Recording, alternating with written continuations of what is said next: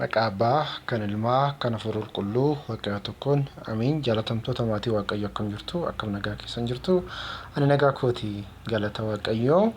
Ijoolleen Ortodoksii biyya keessaas biyya alaas jirtanii kaayoon keenya kaayoon amantaa Ortodoksii keessa jiraannu inni guddaan mootummaa ishee samii san dhaaluudhaaf malee ishee keessa jiraannee isheedhaan akka daldalluuf ishee keessatti immoo fedhii dhuunfaa keenyaa akka guuttannuufi miti.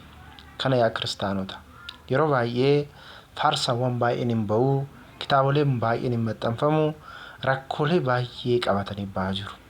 Keessattuu iyyuu yeroo ammaa kana wanti argaa jirru wanta gurra keenyaaf jechuudha, wanta dhaga'u nama jibbisiisu, wanta dubbisu nama jibbisiisutu ba'aa jira jechuudha. Keessattuu iyyuu barumsa walaloo amantii Protestaantirraa fudhatamee Ortodoksii keessatti faaruun barfamaa jira jechuudha.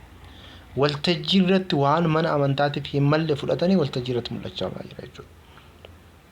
Kanaaf yaa kiristaanota, nuti yoo dubbanne maqaatu nutti maxxanfama. Ani dhimma maqaan qabu ani. Amma mucaa kana ilaalaa. Biiftuu Oromiyaa jedha. Faaruu mucaa kanaa Biiftuu Oromiyaa jedha. Gadi bu'ee immoo maal dubbata? Isa gubbaa kana ilaalaa. Walaloo kana bichaan fudhe ammaafi. Isa jalqabaa irratti ceesisa, isa jalqabaa irratti eebbifamaadha. Namas ni eebbisaa. Ergamaa jireenyaa jedha. Ergama maali? Jireenyaa. Abbaarraa kan kennameedha. Abbaadhaan yaaddameeti.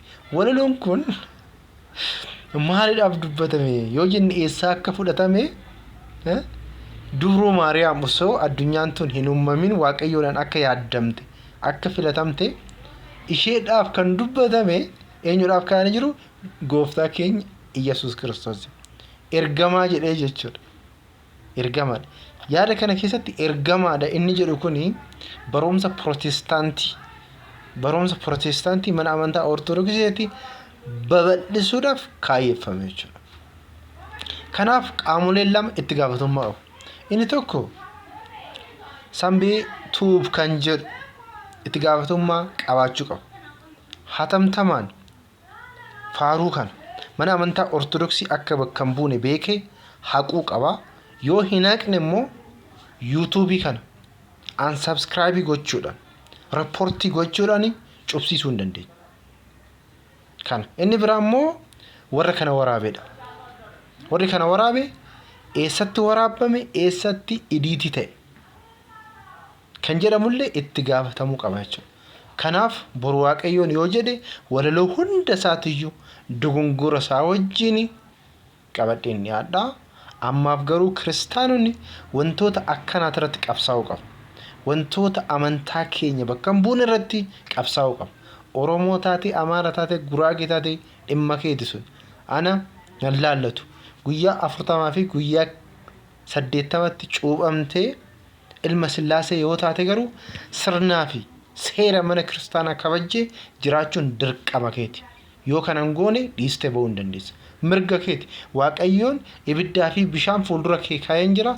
Isa si barbaachisutti harka kee diriirsi jedhee jira. Barumsi kun barumsa dogmaa mana kiristaanaa cabse walaloon kun jechuudha. Kana irratti kiristaanonni cimnee haa dhaabbannu jedha.